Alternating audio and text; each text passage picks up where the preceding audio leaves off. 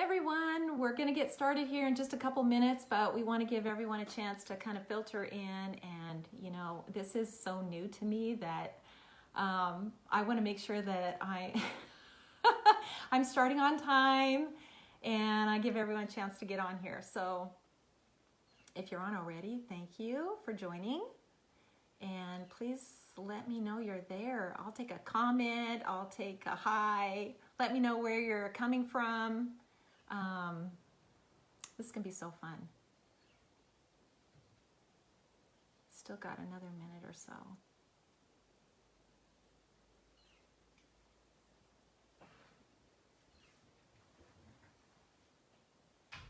Kendra says hello.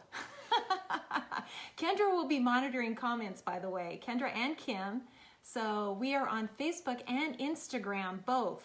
And so we'll be monitoring comments on both of those questions. So if you've got questions, like, get those ready for me. This is why I'm doing it, because I want to hear from you. I want to know if you're struggling with anything. I want to know what you would like to see.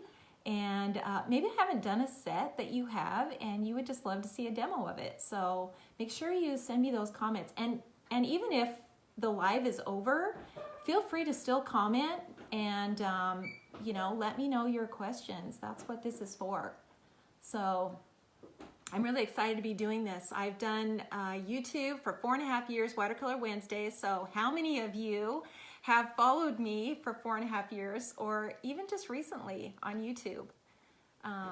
It's so fun. It really is. I love watercolor. I love doing it this way, and it is amazing how many artists there are that never thought they were artists. Like, really, it's super easy. And for those of you who are, you know, would say, oh, I'm left brain, I'm not an artist. You know, you can be an artist, because there's a lot of rules in this technique. And I think that makes it more comfortable. I think it's less intimidating when you kind of have a starting point and you have specific rules on how to stamp things. And I think that's hugely important, because there's no reason that anyone can't learn this technique. They can. And I am here to teach it to you. So that's my joy. That's what I love to do. I love seeing your work. I love seeing your comments. And I really, really love doing this. So like I said, this is brand new for me. I have not done Facebook Live, not on Art Impressions, and not my own Facebook Live. So I will be doing this every first and third Wednesdays, so Wednesday Live. And then I'm back on YouTube. So I'm still going to do Watercolor Wednesday every other Wednesday then. So I'll still be on there doing projects and answering your questions on there too. But for the very first one, I decided I wanted to do something, frequently asked questions, things that I'm asked all the time from beginners and people who have also been doing this for a long time. I'm asked these questions all the time, simple fixes, because what I've found over the years is that when you're struggling with something, I'm not kidding you, 95% of the time, it's a simple thing and it's a simple fix. So that's kind of what I wanted to dedicate this first airing to. It's going to be archived on Facebook, so you'll be able to go back to it and you'll be able to maybe reference some of these things and say, oh yeah, that's what I've been doing. Sometimes it's just the simplest thing, but a bell will go off and you'll be like, oh my word, that's what I've been doing wrong. So that's my goal for this one. I want to be able to have it easily accessible. So the very first one. And that's why I really want you to send in your questions, you know, pop on, let me know what it is you're struggling with, and I'll try to get to those questions. So Joel's here with me. Kendra and Kim both are watercolor instructors. A lot of you know Kendra. Kim is an instructor in Canada, so she's taught a lot of classes there. And so she will be able to jump on Instagram. Kendra will be on Facebook. And we'll be able to get to your questions. So that's what we're gonna do. So we're gonna get going on that, but the very first thing I wanna do is I wanna answer the question that I get asked the most. Hands down, this is the question I get asked all the time. And that is, how do you store your stamps? Okay, so I'm gonna tell you how I store my stamps. A couple of ways.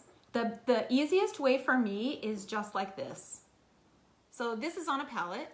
I like these because I can stack them and put them in a drawer. So I have my small ones on here too. So these are the ones that I've kind of pulled out thinking I might use these today. And I have flowers on one, I have foliage on one. You can kind of mix them up, but they're easy to stack like this. And you know, I love to just throw everything in a drawer and have it all, you know, really easily accessible. So I have the things that I use a lot that I'm always going back to, I have on palettes like this. If I'm traveling, I use these. So these are photo boxes, and they actually come in a big case like this. So you guys have probably seen these. I love these things. They're so easy to travel with, and I can take everything off of my palette and put it into a box like this. My intention was to always organize these and actually put a label on it so that it would explain what it is, but organization is not my strong suit, and so I have really good intentions, but I've never gotten to it. So, but I can tell, I can pretty much tell because they are clear. I can tell what's in here. So that's how I do it, like really, and it really works for me. So palettes are not expensive, and it's easy to stick your things on there. You can lay them out in front of you, and then you can see exactly where everything is, and especially those elements that you're using over and over again, your tiny little grasses, your flowers, all of those things. So you can easily see them and grab them. The other thing, before we get started, I want to go over the supplies again. I know some of you have been doing this forever, and you've heard me talk about the supplies, but I want to make sure that you understand what you need. It's not a lot, but they are important. I used to say that watercolor paper, I would just say use watercolor paper. I have changed that, and now I am a huge fan of Canson. Let me show you what it looks like. So this is Canson watercolor paper. I'm a huge fan of this paper for a couple of reasons. It's very uniform. It's not highly textured. This is cold press. This is 140-pound cold press. We have this on our website. This is very common to find. I love this paper, and it has a great price point. It's very, very inexpensive compared to Strathmore, which I've used for many, many years. So I love this paper. It's very consistent. I use it all the time. So paper is a huge reason why people struggle. It really is. If you've got watercolor paper at home and you want to try it first, by all means do that. But if you find that you're struggling, you're not able to move the color, it really could be your paper. Make sure you're buying it in the fine arts section. And if you're not sure what to buy, get the Canson. It's 30 sheets. You cut it in 4s, so it is a lot of paper, and it's gonna be worth that investment. The other thing is your markers. So these are water-based marker. We carry the Tombows. We carried Marvy for years. These are Tombows, and the biggest thing about the markers is that they can't be too dry, or you will not get a good effect. It's not that these are water-based markers, because you can use any water-based markers, and you can use what you have at home. So your Stampin' Up! Markers, your Marvy, any of those water-based markers. But the test is that when you ink the stamp, you want to be able to get 5 impressions of ink.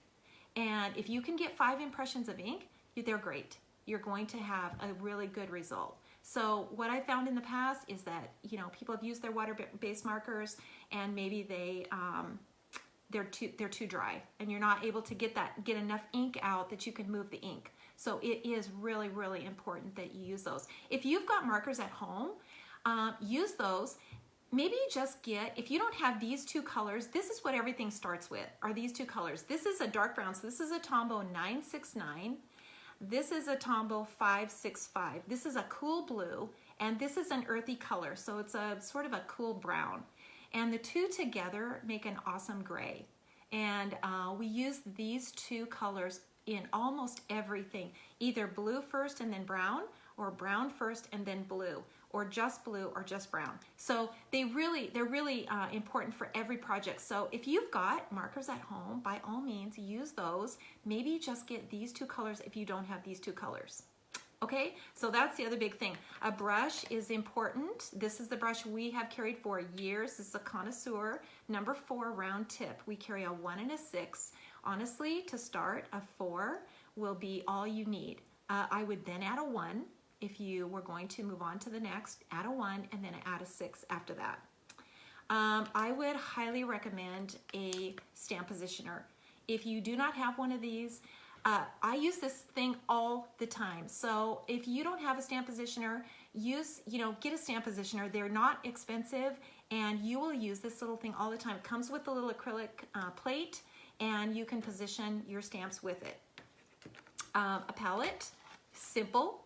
It doesn't have to be this palette, but a white palette so that you can see the color on it. So really, really important. And then for those of you who are really just new to this whole technique, I would suggest that you start with these stamps. So this is our first watercolor flower set, first foliage set.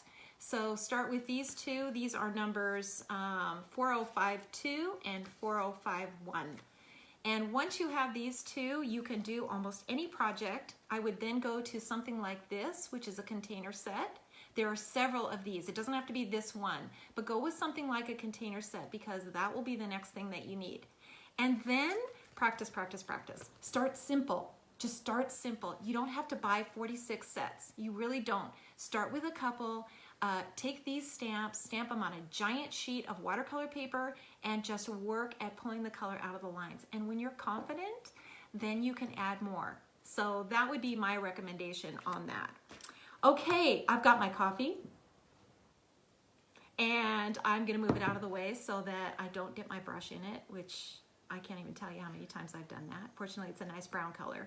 But I've dipped my brush in my coffee more times than I can count. So I have my coffee, I'm ready to get going. And I just want to say thank you for joining me. Those of you who have just joined in, thank you so much for joining me. I'm so excited to be doing this live. I really am. I've missed that. I've missed seeing all of you at the shows and doing the demos where I can answer your question as I'm demoing. I can answer those questions that you're thinking of. So I'm really excited about doing this. I want to make sure that I deal with all of those issues that you might have. And I do feel like I'm just hanging out with my friends. So I got a comfortable shirt on, like I'm ready to go. And I mean, when I'm on Watercolor Wednesdays, sometimes, I might be in my pajamas. So I promise you I won't do that on Facebook Live, but I will wear a comfortable shirt. So, okay, we are going to switch the cameras over now onto the projects. So bear with us a little bit while we do that. And then while we're doing that, I want to kind of scroll through questions to see if there's anything that I need to address right away. So I am going to just flip this now so that you can see the project. And then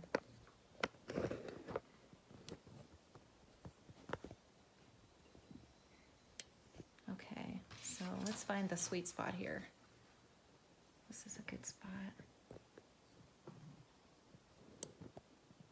Sorry, I just want to make sure that everyone on Facebook can see, everyone on Instagram can see. We've got two mounts going on here, so I just want to make sure you guys are all able to see. Okay, somebody said I want all 46 sets. Thanks, Karen. I can make that happen. I honestly can. Oh, love all your videos. You guys, thanks for all your comments. This is awesome. What are the Marvy color equivalents? That's a great question. The Marvy equivalents, we have a chart. We have a conversion chart on our website. Is it on the website, Joel, or can they just request? It's on the website. There is a conversion chart from Marvy to Tombow, Tombow back to Marvy. You can also get one. So if you call the 800 number or just email us at feedback@artimpressions.com, we can get you one of those conversion charts. Let me just make sure. I feel like this is still a little off here. Okay, I think that's...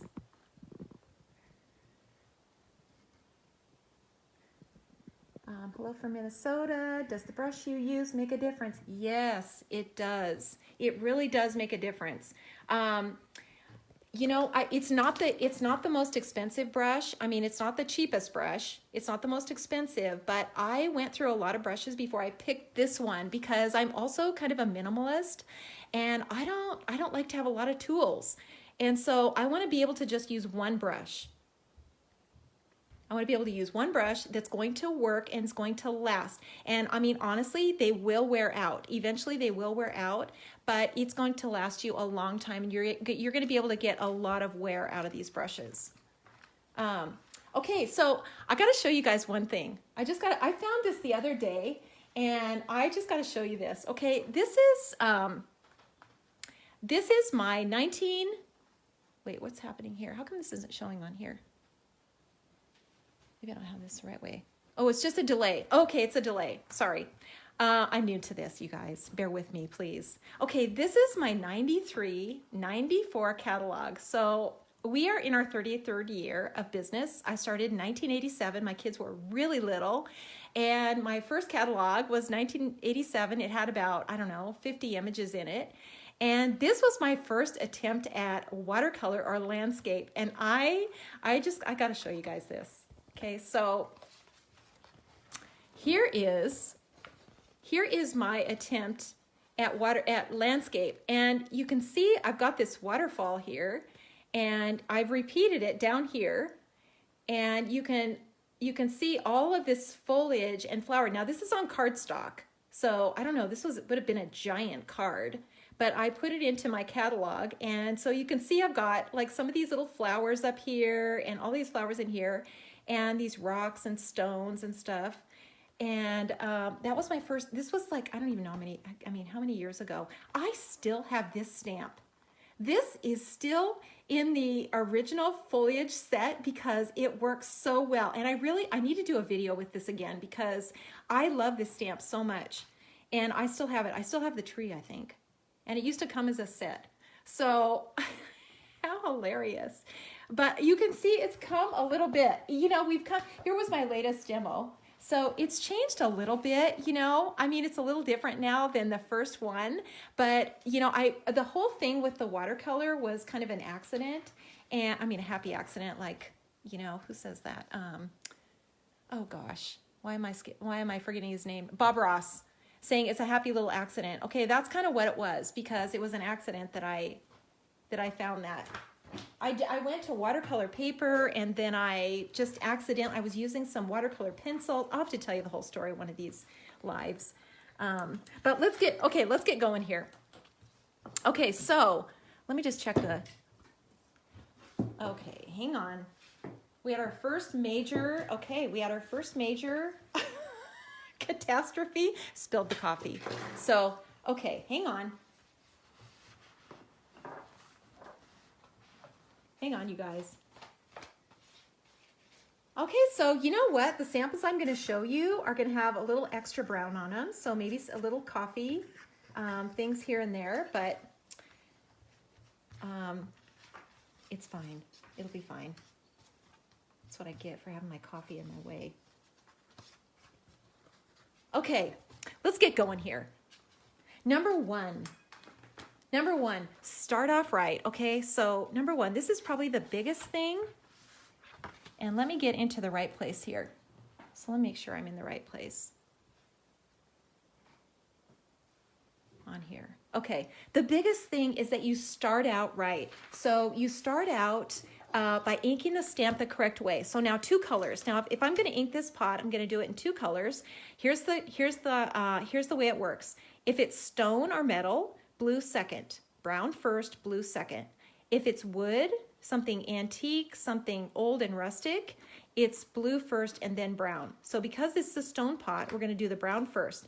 And you're going to use the side of your marker. And this is going to seem really simple for those of you who have done this before, but maybe you'll pick up something new that you haven't done before. Okay, here's the biggest mistake that I see. Don't mash this into your paper. Don't just stamp this in here and just so hard, because see what's going to happen? You're going to get these really, really dark lines. And that's not what we want. We want a nice, even pressure. We want this image. So already, if you are starting out like this is not going to work. This is not going to look good. It's too dark, and you're going to end up with a big muddy image. And when you go to try to add color to this, it's just going to be a mess. So start out, if you have a heavy hand like this, stamp it off first. And here's the other thing, okay? I just realized this, and I've been doing this, well, you know how many years I've been doing this, but I just realized this. I gotta show you something on here. Where is that? Where is that little, okay, this. So when I say stamp it off, okay, this is inked with the two colors. This is just a little image, inked with two colors. This is stamped off on plain white bond paper. This is stamped off on a piece of scrap watercolor paper. So I never realized there was this big, look at the difference here. I mean, I hope you can see this really clearly on here. There is a huge difference. This is very light, and there's not much of the blue left, or excuse me, the brown left. So over here, you can see there's a lot more color combinations. So if you have to get just use a piece of watercolor paper, use it as scrap paper just to stamp your image off, I would way recommend you do that instead of this. This is very light. I had no idea. I have always used a piece of scrap paper, scrap watercolor paper when I stamp the image off, and I never realized that it made this big of a difference. So that was a huge eye-opener for me. So stamp it off on a piece of watercolor paper. Stamp it off first, and then you have a really good starting point like this one. So you've got a good image to start with. Like I said, if you start out like this, you're just fighting a losing battle here. And let's just add a little water to it, and I'll show you what I mean. So I'm going to bring my water over here. And here's the next point while I'm doing this. Saturate your brush. When you first start, saturate your brush, like get it really wet. You know, really get it into the water and then pinch it off, okay? That's the last time you really dip the entire brush in the water. And I probably haven't said this enough times either, but it's really, really important. Only the tip, and then pinch it off. And I think this is why people struggle with too much water, is because they've dipped the entire brush into the water. You can't pinch it all off. You got to pinch it off like 3 or 4 times. So I think that, you know, really makes a difference that you dip the tip. I mean, I should have been saying that for the last, 10 or 15 years. Just dip the tip only, not the entire brush. It really, really makes a difference. Okay, so once you've saturated your brush, pinched it off till you've got most of the water off. Now you're only dipping the very tip and pinching it off. Okay, so does that make sense? Okay, so now we're going to add the water to the image. Okay, here's the rule: never cross the lines. Number 1, and don't go horizontal when you're pulling the color out of the lines. Don't do that. It's a really, you know what, it's our go-to, and we tend to want to do that, to pull it out to the middle, but you will be much more successful if you come up and down like this, and you pull it out this way. And then come underneath the line, under it, not on top of it, under the line. And the color will bleed out. And not only that, but it will pop that ridge up. It'll just pop it up. So let's go to the other side of it. And we're going to do this part here. So the same thing. You're coming next to that line and you're letting that color bleed out. Same with this one up here. Can you see that? How that's popped that ridge up from this little pot. If you were to come across this, let's stamp that one more time and I'll show you what I mean. So if you were to, I think I can get one more. Okay, good. So if you were to come across these lines like this, dip your brush off, and you were to try to pull this color out of the lines like this, you can see what happens. And if you don't leave the highlight in here. I mean, this is just so basic, but you can see it's the same stamp, it's the same ink, same operator, everything. But here's the difference, is that you've got a 3-dimensional image, and that's what we're trying to get. We're trying to use a simple process to get a 3-dimensional image, and it's going to work, you guys. It will. I promise it's going to work. It's just a few little things. And if you notice you're not getting a 3-dimensional image, you're not getting a contour, it's because you're not leaving a highlight.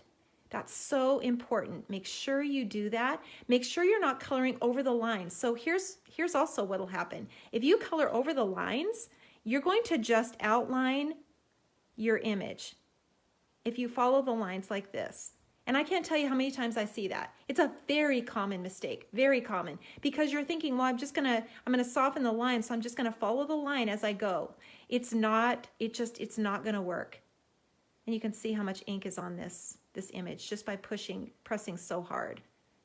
And if your watercolors look like this is an easy fix to get it to look like this. And you can see what happens. You've just outlined the image. You haven't gotten a three-dimensional image like this one here. And this is what we're going for. Same down under here, this little ridge. You're going to pull the color out down here and down here under here. And then this is kind of back in the shadows. And there we go. So we've already got a three-dimensional image. You can see the difference here. No, no, yes. Check. This is the one we want. And you know what? It doesn't take very much. It's just a matter of controlling the water, dip just the tip, not the entire brush, and then pinch that off and then apply the water. Now when you're doing the color, you're gonna apply the color the exact same way. So let's just take a color here, or maybe a couple of colors. And we're going to apply the color. You're gonna dip your brush, just the tip, again, and take some of this color really, really lightly, and you're gonna apply it from where it's the darkest to lightest. The same as how you pull the color out of the lines. Where it's the darkest, on the edge, and underneath, in here, in each section. This section, then this section, and then this section. So you're not gonna apply that color over all these lines. Just a little bit at a time, and a little bit goes a long way. You know, watercolor is the idea of things. Raise your hand if you've heard me say that a million times. It's the idea of things. So we want to show that this color, this pot is a green or blue or whatever it is, and you get that already, you know, just by adding a little bit of color. This is a process, and it's going to take a few times to get the color as dark as you want it on here, but just keep applying it and moving it outward. This is what I mean by bringing it down, your lines down, not across like this. Don't do that. Don't bring it across like that. It's too hard to control. You're gonna struggle. It's so much easier to just do these vertical lines up and down as you're going. And then just put a little color on here like that. You can put a little embellishment, you know, maybe you want to add, you know, something that's another little decorative thing on here like this. I mean, you know, once you get your confidence up, like you can do anything. And by the way, there is an awesome Facebook group, and I hope some of you guys are on, because it's called the Art Impressions Stamp Group. It's on Facebook. It's not our Facebook group. It's a private group. They have well over 700 now on it, and oh my word, fabulous artists on there. So if you love watercolor and you want more inspiration, these people that are on that, it is so fun going on there because they are amazing, and you can see the growth, and they've got so many great ideas. They're posting all the time. I think it is a private group, but I think the only criteria is that you love Art Impressions. So you do have to request to join, but I would for sure do that. It's so fun to get on there. And you know what? They're super encouraging. They're always, you know, helping each other, you know, with problems that they might have, or, you know, they post their, you know, their cards and their pictures and their projects. And it's really fun to get on there. So that was a side note. But anyway, if you haven't done that, you want to see more watercolor, oh my word, it's so good. It's called the Art Impressions Stamp Group on Facebook. Okay, so let's move on to the next thing. And once let me just check the comments, because someone said you missed the first half. Yes, it will be up for replay. Love Art Impressions. Thank you. We love our people. We love our people. And you know, the more that the years go by, and the more years that we've been in this, it is about the people. And I don't know if that's if that's true for everybody, for all of you, but I think the older you get, the more you appreciate the people in your life and the encouragement of the people in your life. And I for sure feel like that. And when I get these encouraging notes and people who say that now they're watercolor artists, it just makes my day. I mean, it's so humbling, and it just means so much to me, because I love that people who never thought, maybe in third grade, someone said, oh, you're not an artist and you can't be in this class because you're not an artist, you know, and then they never tried it again. And I just think that's just a travesty. And so now I am here 40 years later or more telling them, yes, you can do it.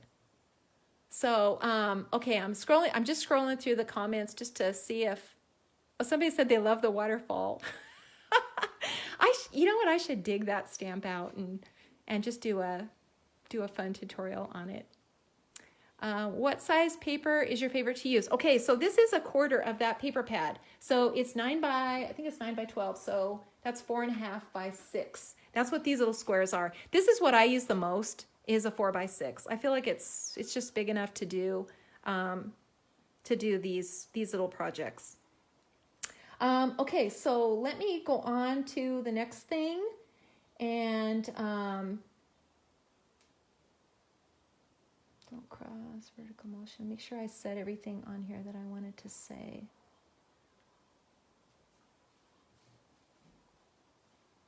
Okay, let's go on to the next thing.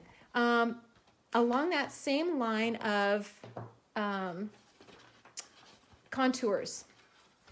Okay, so here's a little worksheet, because these are all contours, and this is really, really important. So it's just like that pot. It's sort of the same thing like this, where you can see the highlight. Clearly this is round, and as long as the side of this is darker than the center, you can go darker and darker on the side.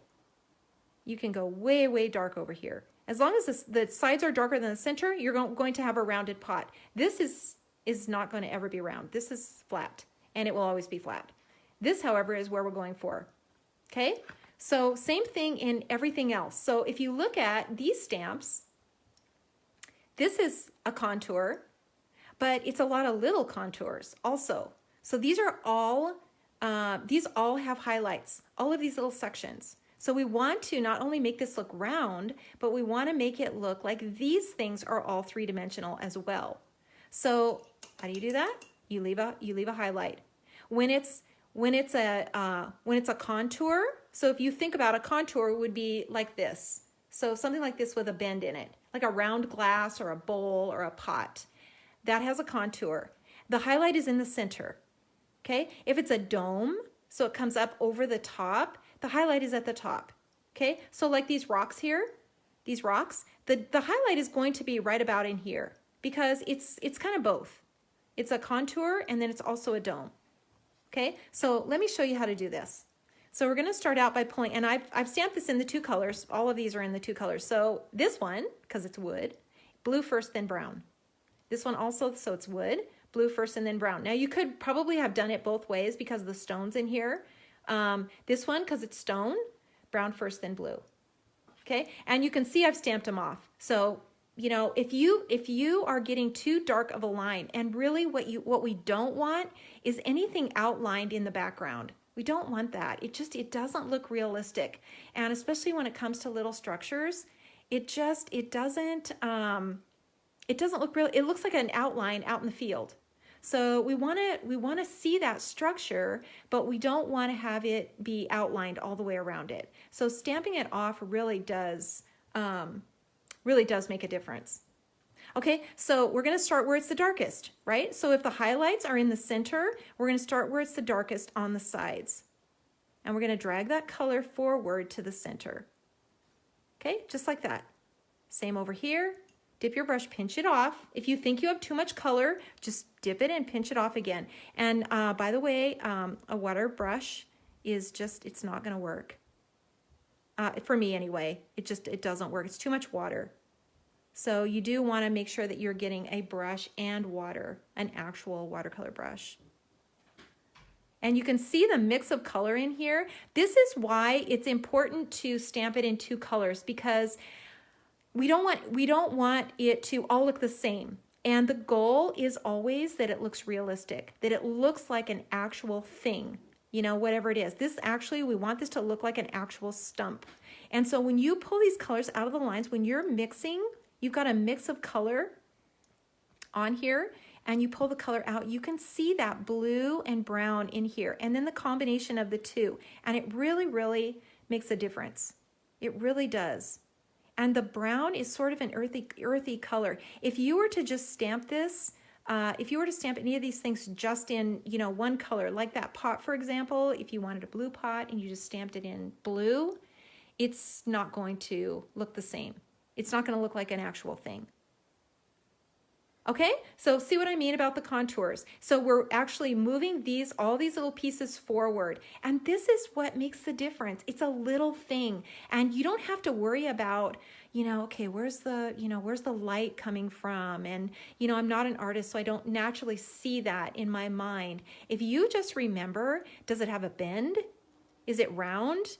Then it needs a highlight. Is it in front of me or is it at the top? If it's in front of me, it needs to be in the center. And that's it. And if you just remember to do that, you're going to be successful every time. Promise. Okay, so now on these little stones, we're going to do the same thing. We're going to pull the color out and we're going to bring it up.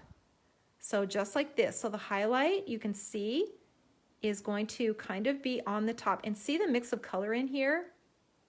It just really makes a difference. Now you can take this color and drag it to the outside also. Because what we're doing is we're taking the color from the side. So when we pull this color out, it's coming from the side of the line. That means there's still a lot of color in the line that can go to the outside. And it really creates a really neat effect to do that. If you've never tried it, just try it. What you're doing, you're not coloring along the line, so that's a no.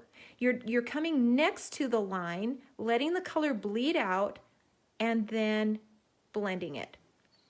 So I hope you can see that on here. I can try to hold it up a little bit too, but you're pulling this color to the outside, just like this. So you're not going to come along, see, like this, and color over the top of the line. You're going to just take some of this color and blend it out.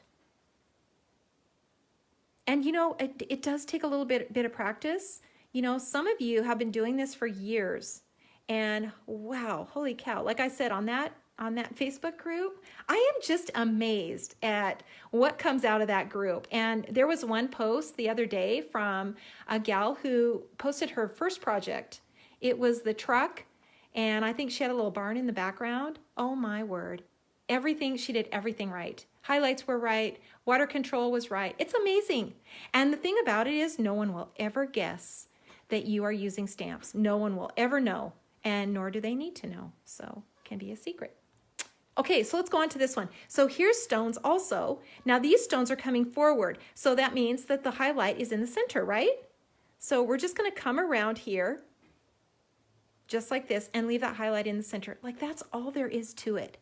Stamp it correctly. Make sure you're using the right color combinations. Don't press too hard. And then pull the color out, you know, of the lines. And if you do that, that's why I make these videos. That's why I made this earring, is because I see this all the time. And normally, you know, it's such a quick fix. I mean, I'm not kidding you, 95% of the time, it's a simple thing like this. It's a simple thing. Leave the highlight. Or maybe it's the supplies. Like it's something like that. It's a very simple thing. So you can see how three-dimensional that is with the stones. I mean, they just look like they're coming out. And the same up in here. So you're going to pull this color out and kind of follow these lines. And then you can add color just like we did before. And pull this color just down here like this. You can also come in with a, now see this bucket here? Highlight in the center. Highlight in the center, and actually a little shadow under the bucket. you know, and take your time on these things. You know, the thing about Watercolor Wednesday and some of those projects, like I'm going so fast because I'm always conscious of the time. And I think, you know, people are giving me their time and watching these videos, and I can't just, you know, make them 45 minutes long. So I try to do them quickly, but when you're doing these projects, like take your time. It's so relaxing. And especially if you know the rules and you know what to do. I think that is a huge part of it, is to make sure that you know, you have a starting point. So now this is a fine tip. These are Twintones. So when I switched from Marvy to Tombow, the thing I missed the most was the fine tip. I miss that so much. So I have 3. We carry 3 of these. They're called Twintones, and they're tiny, tiny fine tips. This is actually, I think, finer than the Marvy one, but I use them all the time because I like to come in and just really darken things, because that really pops out the image. So in this little bucket, you see how that really just pop things out like that? The same over here with this little stump. You can come back in here and you could use the blue or the brown and really darken in here where you see these little cracks and crevices. And if I were doing this in a project, I would come back in here with the brown as well, right over the top. So let me find that. What do I do with that brown? Oh, here. There it is. So I would use the Twintone, the brown, see, and just go right over the top of it like this.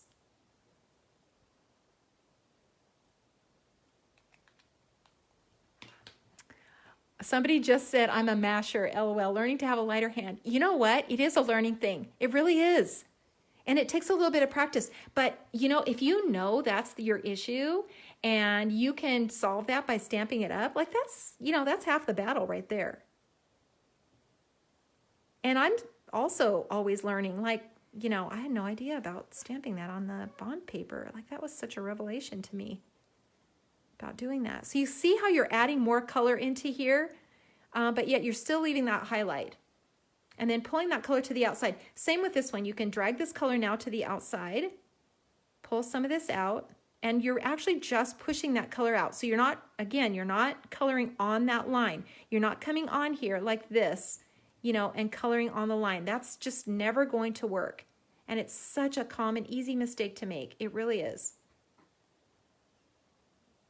But, you know, you'll be surprised, you know, at how fast you progress with this. And I think confidence is such a big part of it, you know, looking at it and thinking, oh gosh, there's no way I could do that. But honestly, you can, because I can teach you. Okay, so we've sort of got that figured out. Let me show you one more thing, one more example of that. This is a great example of it. Is this little truck, because it has a combination of domes and contours, and again also about doing things in sections. So there is a full YouTube tutorial on this little truck, and actually there's a lot of ways to use it. I think I have more than one tutorial on YouTube. I think I have a Christmas one too on it. But I'll just do this really quickly just to show you, because there are so many different domes and contours. So before you start, now I've stamped this in my 2 colors, brown first and then blue, and stamped it off. So it's much lighter. It's a much lighter. So I've done that first part. Now I'm ready to pull the color out of the lines. And I'm going to make sure that I am staying in each little section. That is hugely important, that you have all these little areas and you don't lose the detail. So this one, this is a dome, right?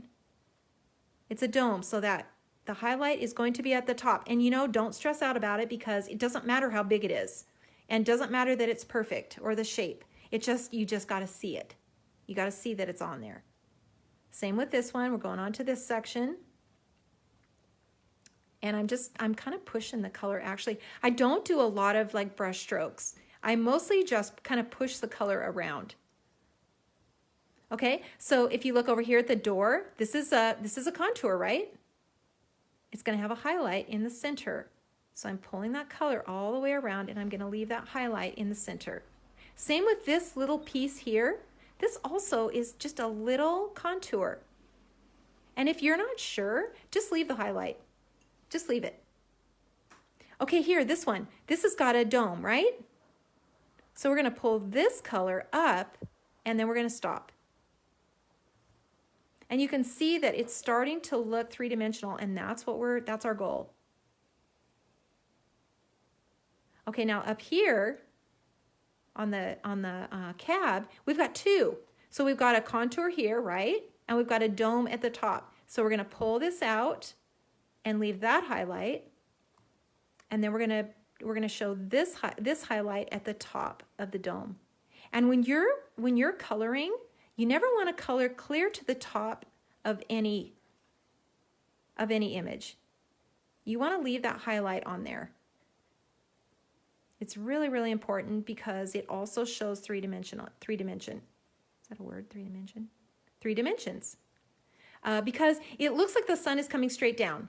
And so you don't have to worry about what direction the sun is coming from. It's always at 12 o'clock. Just think of it that way. It's always noon, whatever you're making, unless it's night.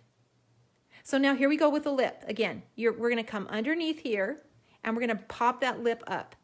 And this is straight, so it doesn't really matter here about a highlight. And you know, the other thing is, try not to color everything in solid. Just really resist the urge to do that. You're going to have a much better result if you don't do that. Now see these little C's here? We're going to pull this color out, and we're going to create this little ridge on here. And now if you look at the wheels, you see they're rounded. So these are contours here. They're going to have a highlight. Even if it's a little highlight, it's still going to have a highlight on there. And then the back, probably the back of the tire, that would be darker. And then I would for sure come in here with my dark marker, and probably I would go over it with both colors, and I would really get this in here. Now if I were to color this truck, you know, like a red, I would probably just leave the brown in here. But you could darken all these little sections, you know, these little areas that maybe have little cracks and stuff. You could add a little dark mark. I use these fine tips all the time. I just think they add a lot. And if there's an area that maybe you didn't quite get stamped correctly, you can do that. But you can go over it now with the blue, and you'll get a really nice kind of gray combination. You can't, okay, here's the question I get asked all the time. Why don't you just use a gray marker? It's not the same. It's not the same. It's going to give you a uniform color. And what we want is when we pull the color out of the lines, we want to see a mix of color. And you're just going to have a much better result. So now you can pull some of that color out. And you can take a little bit of this and maybe just brush a little shadow. See, over that wheel well. All of these things make a difference.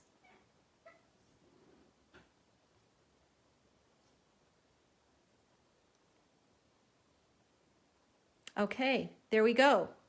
So let me just do, it's 45 minutes already. Let me just do a really quick little project. I just want to show you one more thing about perspective. And we can do a really simple little project here. And let me just check the questions here. I want to make sure that I'm answering them. And I see Kendra's on here, so good, and Kim. What is the plastic material for storing stamps? It's a palette. It's a palette. It's on our website. It's called a palette. It's just a piece of acrylic plastic, and it's white. It's white.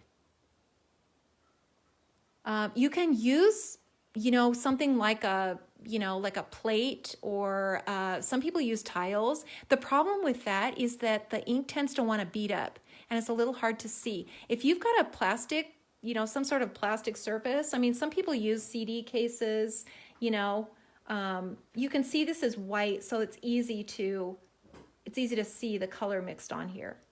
You know, and like I said, they're not expensive. Somebody that's monitoring the comments can probably post the price on there for you, or post the link. Okay, so let's just do one more thing here. I just want to show you one more thing about a landscape. So let's look at these two. You know, when you're starting out doing a landscape, it's much easier to do away with the middle ground.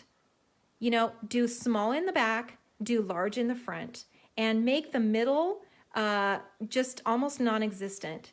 You know, it's the middle ground that kind of gets people in trouble, that can be the most intimidating. And you can make it look like the middle ground is maybe down in a valley, so it's not as big of a deal. And I can show you that on the next project. Here's one with more of a middle ground.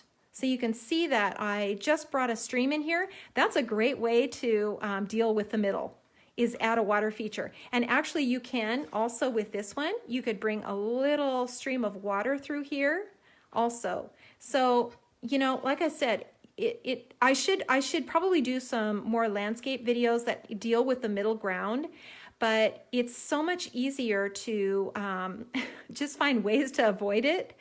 There are little tricks that you can do. Okay, now notice here in the foreground, it looks like this is coming down a hill, doesn't it? The reason it does is because you notice the flowers, the long stems are at the top, and as they go down the hill, they get shorter. Same over here. Same over here. Doesn't this look like it's kind of going down the hill? Okay, because I have the long stems on top, and then I've shortened these way up to just the bud down here on the bottom. And it looks like you're coming down over, you know, a little knoll. And then it looks like the path comes from the barn and comes right up the hill. So it's all just an illusion. It really is. But it really makes a difference when you're doing these little landscapes, because you don't want them to look flat. And the biggest thing too is use your larger foliage and your flowers in the front and the smaller ones in the back. Don't use the same flower that you've got in the foreground back here. You want to use a tiny bloom like these little dots, maybe the same color, and it gives you the illusion that this is the same flower, only it's way closer to you. I hope that makes sense. So I do see that. I do see that quite a bit where, you know, especially this little filler flower, this is so easy to use. Make sure if you're using that in the foreground and you're doing a small little structure in the background, you use a tiny flower back there. You can even just brush in a little color. Okay, so let me just take 15 minutes and or 10 minutes and just do a really quick little project. Let's just do this little project and kind of practice what we've learned. Okay, so let me grab my little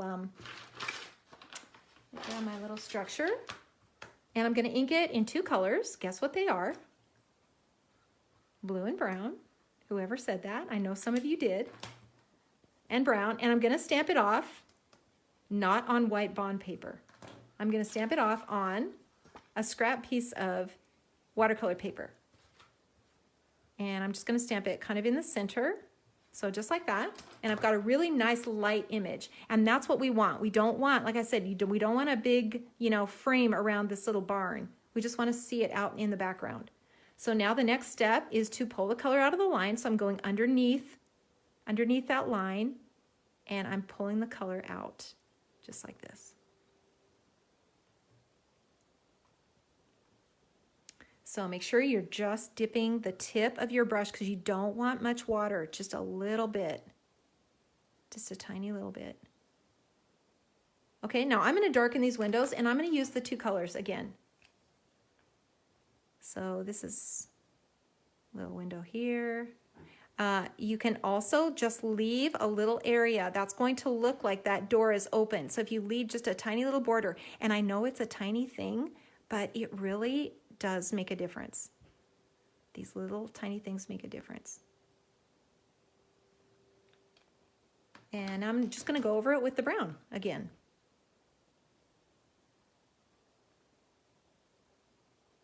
Just right over the top.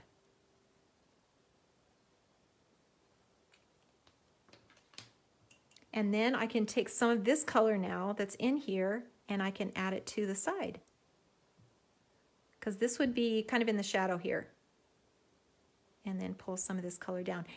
You know, if it's a white barn, you want to always have a little streak of color somewhere so that it doesn't look like it's uncolored, even though it's white. Okay, we've got our little rustic barn. How easy was that, you guys? So easy. So now let me cover this up, and I'm just going to use a piece of masking tape. This is my best friend. If you don't own one of these, I should have put this in the supplies, the necessary supplies, because I use this all the time. And I think I have enough ink to just huff on it and just cut a little mask here really quick.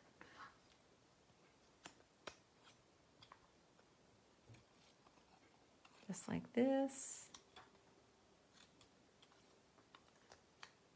And just cutting this off. I just want to cover this up so that I can put the trees in behind it. So now what you want to do is think about where your horizon line is. So if this is the horizon line here, let's just block it off. So let's just take a little bit of this and we'll stamp the trees behind the horizon line. Okay, just like that. So now I've got my little tree, and you can use any tree. It doesn't have to be this tree. This is the trees that are native to Oregon. So I have lots of fir trees and stuff that I do. Now you also don't have to ink the whole thing. So I'm just inking this. I'm inking this in a cool blue or cool green. So this is a 249. And I'm just going to stamp it on here a few times.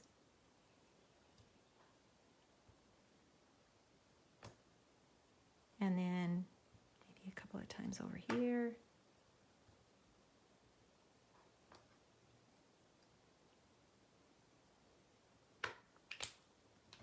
And then we can take this off.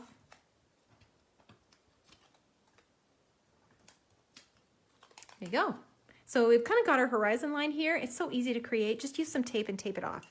And then you don't have to worry about where you're stamping. If the tree is coming forward too far, you know, if it's in perspective, it doesn't matter because it looks like it's kind of behind a little hill. It's just, this is the easiest way to do it. And especially if you kind of struggle, you want to do more landscapes, but you kind of struggle on how to place everything, it's the easiest way. So now, if we put some grass back in here with the tiny little grass, I want to make sure that I'm using a larger grass in the foreground. So I don't want to use the same one. And we can kind of come in underneath here. And you can see this will be really tall for this little structure, but we can blend it out. And just kind of drag that color out. You know, when it's this far away, you're not going to see a lot of details anyway. And then let's add some sky. So this is probably the biggest thing I see is coloring in sky. By the way, too, your blue might get really inked up with the brown, so you might have to just clean it off kind of like this to get that blue back. Is the sky. And the easiest thing to do with that is to make a circle around it or use a die and just pencil in a circle. The sky does not come past this line. And actually everything, if you look at these samples, when I did these, you can see they kind of fit into a little oval like this. They just kind of fit in there. This one too. This one maybe a little bigger oval. But there's something more harmonious about this because watercolor, because it's so abstract, it tends to just fade out. It doesn't really end unless you make a border around it and keep it into that area. It sort of just fades out and it doesn't really end. And when you do it in a circle or an oval like this, you're sort of giving the idea that it just keeps going. So I hope that makes sense. But you will be way happier with things, and you can see where the sky is. See, it doesn't go past the line. Just put in a little color and just leave it. Just leave it. And the same with the grass, as it comes down here. It's just going to kind of fit into this area. So if you need to use a die and you need to or a circle, and you want to just draw it in with pencil, you can always erase it. You can always erase it and take it out. Okay, so now come into the foreground and let's just use a different, the larger grass. So just like this, and we're just gonna come straight into the foreground like this. And it's much more interesting to come down as an angle than to come straight across. Unless you're doing like a big giant field of flowers and, you want to show that as a field that's straight in front, but it's much more interesting to come down like this. Again, it's that circle, the circle idea. Okay, so now let's add some water. Dip your brush, pinch it off, and I guess I never did put the sky in, so let's do that. You can pull this down See, forward. And now you get the idea of the hill. So you've got your little, you can have your little path coming through. And then you will continue here. So you kind of have the idea that it's continuing, kind of continuing up the hill. And let's put some sky in. So I'm just taking this off my palette, just a little bit. And make it light. If you're not sure, just make it light. And just brush it in kind of like this.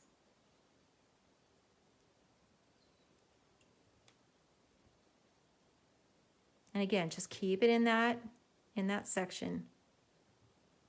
Let's just add a little more blue here onto the side, because this would be in the shadows. We've got these trees here. This is going to be in the shadows. Okay, so now we can add our flowers in. So same idea. You know, when you're putting these flowers in, start out with the tall ones on the top. You know, on the kind of on the top of the hill. So 2 colors. I'm gonna get inking this in 2 colors, green and just a purple. And start out like this, where you've got them on the top, and then as you go down, kind of go down the hill, you're going to just see just these little ones. And so it gives you the impression that you're going down the hill.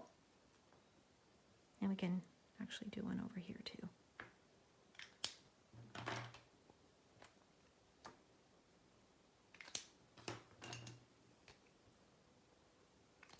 And let's just put a couple up here, just like that. And you know, the rule is on the long stems, don't add any water to the stems. So just like this. And that's it. Simple and quick and easy, and sign and date. I mean, like always, sign and date.